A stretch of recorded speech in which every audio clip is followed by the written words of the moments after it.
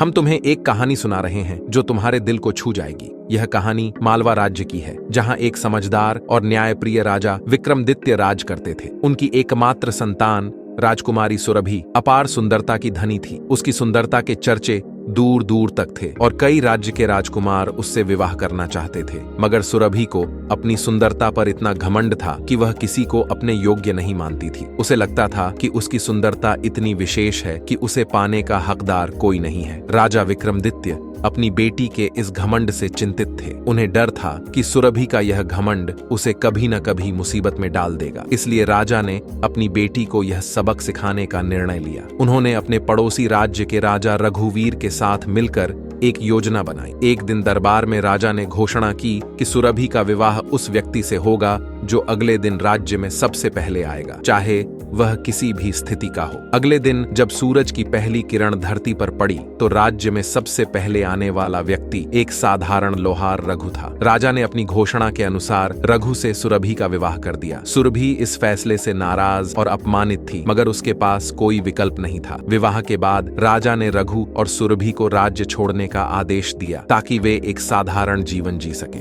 रघु ने अपने छोटे से गांव में सुरभि को अपने घर में लाकर बसाया। सुरभि को अब नौकरों और आरामदायक जीवन की जगह कठिनाइयों का सामना करना पड़ रहा था। जो राजकुमारी कभी रेशमी वस्त्र पहनती थी, अब उसे खुद खाना बनाना, घर की सफाई करना और साधारण जीवन जीने के लिए मजबूर होना पड़ा। शुरू में सुरभि इस जीवन से घृणा करती और उसका गर्व उसे दुखी करता, परंतु रघु का व्यवहार हमेशा उसके प्रति विनम्र और देखभाल पूर्ण था। धीरे धीरे सुरभि ने रघु के साथ तालमेल बिठाना शुरू किया और वह उसकी सादगी और गरिमा को समझने लगी। कुछ महीनों बाद जब रघु और सुरभि एक दूसरे राज्य रत्नगढ़ पहुंचे, रघु ने वहां राजमहल में काम मांगा और उसे महल के लोहार के रूप में काम मिल गया। वहीं सुरभि को महारानी सुमित्रा के कक्षों में काम करने का अवसर मिला। यह स्थिति सुरभि के लिए और भी कठिन थी, क्योंकि जो कभी एक राजकुमारी थी, अब वह किसी और रानी के बिस्तर तैयार कर रही थी और उसकी सेवा कर रही थी। एक दिन सुरभि महारानी के कक्ष में बिस्तर बना रही थी। वह अपने पुराने दिनों की यादों में खो गई और बिस्तर पर लेट गई। इस बीच महारानी सुमित्रा कक्ष में आई और उसे अपने बिस्तर पर सोते देख क्रोधित हो गई। उन्होंने गुस्से में कहा, तुम्हारी हिम्मत कैसे हुई मेरे बिस्तर पर सोने की? ये सुनकर सुरभि घबरा गई और माफी मांगने लगी। ये घटना उसे उसके पुराने जीवन की याद दिलाने के साथ साथ यह भी सिखा गई कि उसका गर्व उसे पतन की ओर ले जा रहा था। तभी अचानक रघु महल के कक्ष में दाखिल हुआ, लेकिन वह साधारण कपड़ों में नहीं बल्कि राजा के समान राजसी पोशाक में था। सुरभि यह देखकर हैरान रह गई। उसने रघु से पूछा, तुम यह पोशाक क्यों पहने हुए हो? रघु मुस्कुराया और बोला, सुरभि, मैं वास्तव में एक साधारण लोहार नहीं हूँ। मैं इस राज्य का राजकुमार हूँ और महारानी सुमित्रा मेरी माँ है। हमारे विवाह की योजना राजा विक्रम और मेरे पिता राजा रघुवीर ने मिलकर बनाई थी। वे चाहते थे कि तुम्हारा गर्व टूटे और तुम सच्चे जीवन का अनुभव करो। सुरभि यह सुनकर अवाक रह गई। उसने कभी नहीं सोचा था कि रघु, जो एक साधारण लोहार लग रहा था, वास्तव में एक राजकुमार निकलेगा। उसे अपने पुराने व्यवहार पर शर्मिंदगी महसूस हुई और उसकी आंखों से पछतावे के आंसू बहने लगे। उसने धीरे धीरे रघु की ओर देखा और कहा, मुझे माफ कर दो। मैंने तुम्हें और तुम्हारे सच्चे हृदय को कभी समझा ही नहीं। मैं बहुत गर्वित थी और इसी गर्व ने मुझे अंधा कर दिया था। रघु ने उसके आंसू पोंछते हुए कहा, सुरभि, तुम्हें मुझसे माफी मांगने की आवश्यकता नहीं है। तुमने वह सबक सीख लिया है जो हमें जीवन सिखाता है। सुरभि